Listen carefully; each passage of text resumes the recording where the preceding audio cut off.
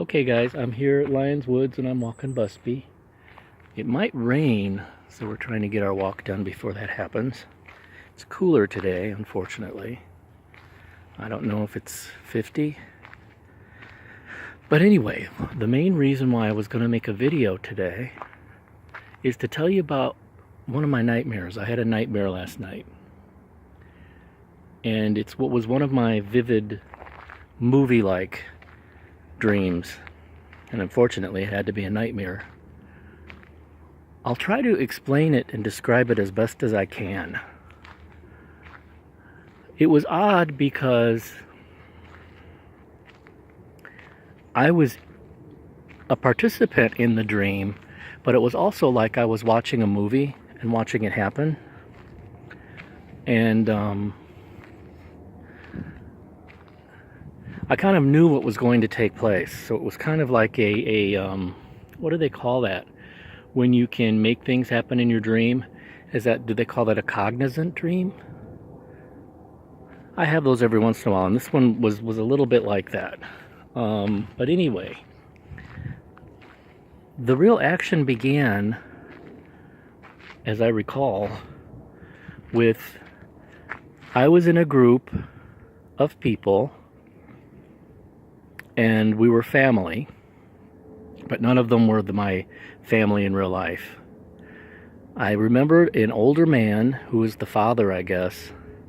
There might have been some women. Yeah, there were some women and kids, and I was one of them, one of the family members. And we were kind of like all holding hands, and it took place like back in the 1940s. So people were dressed like 1940s people, or 30s, 40s in there. We were walking sort of hand in hand towards a train station because relatives of ours were arriving on this train and we were there to meet them. I remember walking across a street to stand in front of the station, and we were waiting, and the train came barreling through super fast, too fast. It was not going to stop. It was like it was out of control, going too fast. And I realized that something was wrong, and so did the adult man in our group, because he said, well, let's back up here. We're too close. Something seems to be wrong. It's going too fast. Let's back up. And we backed up across the street from the station where the train was going through, inside of like a open garage. The big garage door was open so you could go inside of it. And the train was making loud banging noises, and it was going through the station so fast that we kept backing up, and then it derailed. The train derailed in front of us. And I could see the cars starting to go this way, that way, that way, that way.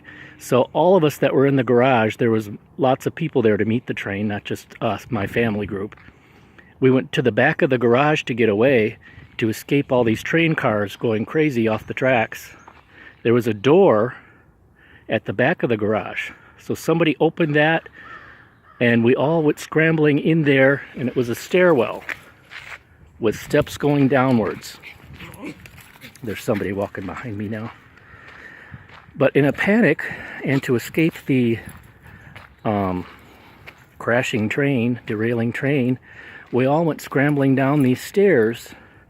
All the while, we heard these thundering crashes and bangs of the train cars careening off the tracks and rolling over and smashing, and there was screaming, lots of screaming. It sounded like women and children screaming, both in our group that was going down the stairs, and above, I guess, the people that had been waiting for the train that got run over and smashed and hit by the train cars that went off the tracks, and the people in the train. So there was screaming, and there was these thundering metallic crashes and booms. Meanwhile, we were on the stairwell trying to escape, going downwards, and all of this crashing was going on above us into the garage where we had just been standing. and the walls of the stairwell began to crack and plaster fall off, and the ceiling of the stairwell started to crush down because of the weight of the train cars that were derailing and piling up above us in the garage where we'd been standing before.